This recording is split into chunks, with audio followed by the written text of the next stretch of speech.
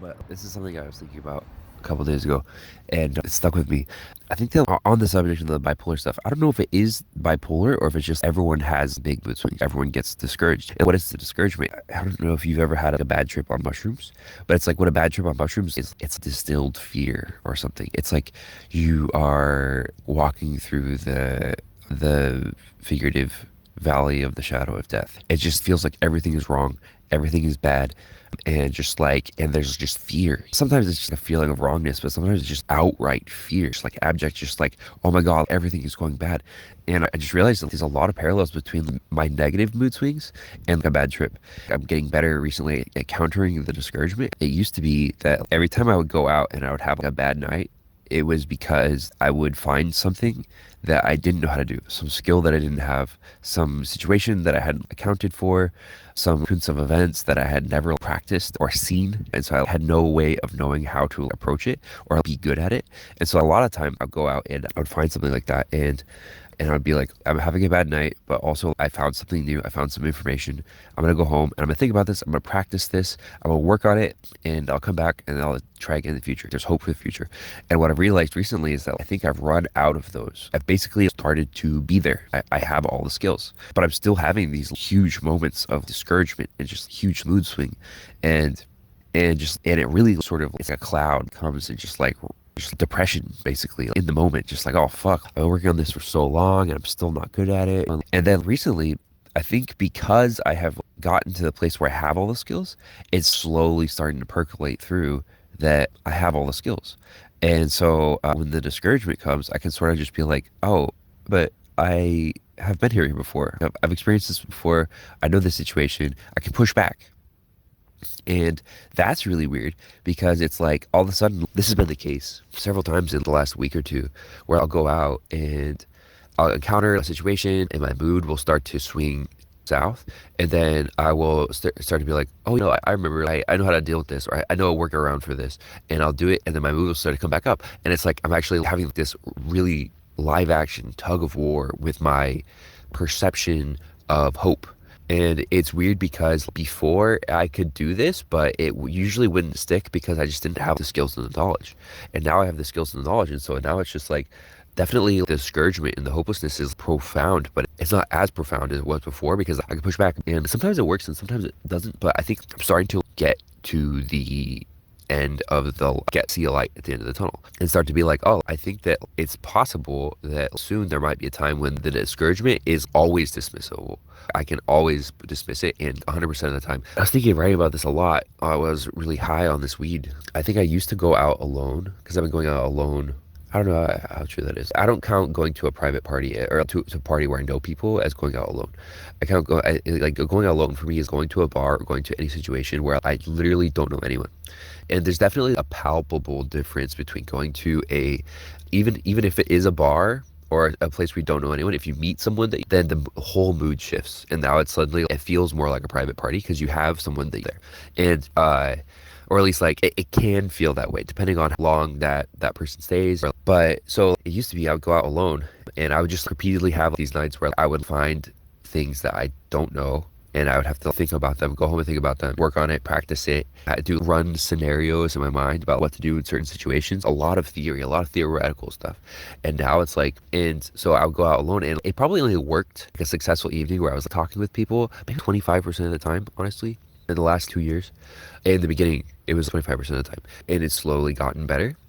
So now I think if I go out alone, it's more like I would say 50 to 70%, depending on the night. 50% is the minimum. Sometimes it works, sometimes it doesn't. But definitely the ratio of number of times that it works to go out alone is way higher. It's still definitely not enough. But now I think the light at the end of the tunnel is that I think I might get to 80 or 90%. I'm not sure 100% is achievable, or at least if it is, I think that might be kind of pathological. But I think 80 or 90% is probably achievable, and after that, it's diminishing returns.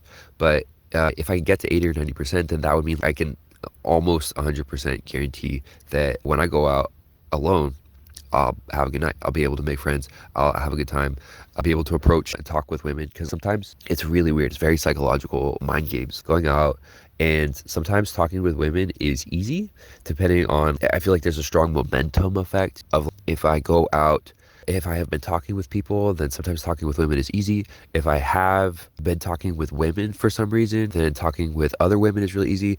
There definitely seems to be a very powerful subconscious thing where if I talk with some beautiful girls, then it makes it way easier to talk with more beautiful girls. Sometimes not. I don't know. It's weird. There's this very loosey, sort of jumbled mess of variables that I'm slowly getting the hang of. And something that works a lot of the time is I go out, just talk with a dude. It almost always works to imagine you go to a city that you've never been in before and you find yourself in a situation like a bar and you're going to be there for a couple of hours. So you might as well talk with some people. And the easiest thing is always going to be talk with a dude, talk with somebody of the same sex because they're less threatening. And usually, often they're not as interesting to talk to, but they're not threatening. And if you need someone in your corner, then you can talk with a dude who's friendly and get a dude in your corner. And then you can build from there. And so that's a technique that you can use. But I always sort of felt like it was cheating to do that because I wanted to be able to be the person who had the confidence to just arrive and be able to talk to whoever I wanted to talk to. Not like the boring dude in the corner, to feel like I had someone in my corner. And now I'm starting to think that perception that I had that anyone does arrive and just is able to talk to whoever they want to, I think that's fucking fake. That's not real. Everyone is building a tower of confidence out of the people around them and out of their perception of how popular they are with people around them and how and also I think a big part of the variable is your perception of how many social engagements you have in the future. Something that I have found is really discouraging for me is if I somehow get to a place where I'm not invited to any parties and I also have no plans to hang out with anyone. That is a very depressing thing for me. It's weird because I think I've gotten past it now. There's this other thing, I'll talk about it later, but I think I've gotten past it now. And that used to be very depressing for me, and the depression would just bring me down further to where it was even harder to get started, even harder to get momentum. And it used to be just like this fucking game of whack-a-mole, and really it felt like it was entirely up to chance. If I had a good week or if I had a bad week, it was entirely up to chance. And now it feels like there's some method. And also, even there's some nights when I'm feeling on the fence about socializing, or even just feeling like I don't want to socialize. And for a long time, I've thought that is not true. There's no way that socializing isn't the thing to do all the time. And the feeling of being satiated socially is fucking fake. I've always thought that. I've always thought that even though I feel it all the time, I feel satiated socially all the time and don't want to talk with people. I've always distrusted that feeling because there's no way that talking with people isn't the most useful and high alpha thing in life. And if I think I'm satiated, it must mean that I'm misperceiving something. I've always thought that. And I think I am coming up on a realization that also is a perspective. The feeling of satiation, the feeling of being peopled out, that's also a perspective. And I think I might be on the cusp of finding my way around that as well. And I don't know. So it feels like I've put in so much effort to try and change myself and become better. And on some levels, I feel just really discouraged because it's like I'm almost 2 years into this project and only I'm up from 25% now to 50 to 70. Does not feel like enough to me. Does not feel like I've made adequate progress. But on the other hand, it's like progress that I'm gonna be able to keep for the rest of my life. And also, I just like the kind of multiplier this is for your life is so enormous. Once you have it forever, I don't know, permanently increasing some fundamental variable of your success math. It's just like some multiplier is just going to be higher. It's going to be able to just leverage that forever. It's like a cheat code. If there was any knowledge that was a cheat code, it would be this or an infinite money glitch. And so I don't know. It's just like I feel the light at the end of the tunnel. I don't know exactly what the solutions are to these final remaining problems, but I'm starting to feel just like every time I have that discouragement, every time I feel like the walls are closing in or just like it's not working, holy fuck, I just can't believe it. I'm so disappointed in myself and all that stuff. It's just like every time that happens now, it's just like there's this moment after the thought comes from, oh, but not anymore. And I can push back at it and it works. And I'm just like, whoa, there's never been a time in my life before where I could just push back at depressive thoughts and they would just leave. And so I don't know, honestly, if it chalks up to a skill issue at the end of the day. This knowledge, this information is not just information because it's like you have to incorporate it, right? In order to act it out, you have to become it. And so it's like you have to evolve, you have to change. You can't know this information and also have it be outside of you. It's not like a fun fact. Literally, to learn this, you have to wrap yourself around it and change who you are. And so I don't know, it's like spiritual almost. It's not just information. It's like fucking like the path to enlightenment. And so it's weird. Sometimes I think about if I'm going to share this with other people, how am I going to do that? Because in order to describe the path It's very difficult. So many different words mean so many different things to different people. And then also there's this lead the horse to water and make them drink sort of thing, where it's like, I think I might be able to describe the path, but I can't make you take the path. And it's not as simple as you can say trite things like face your fears.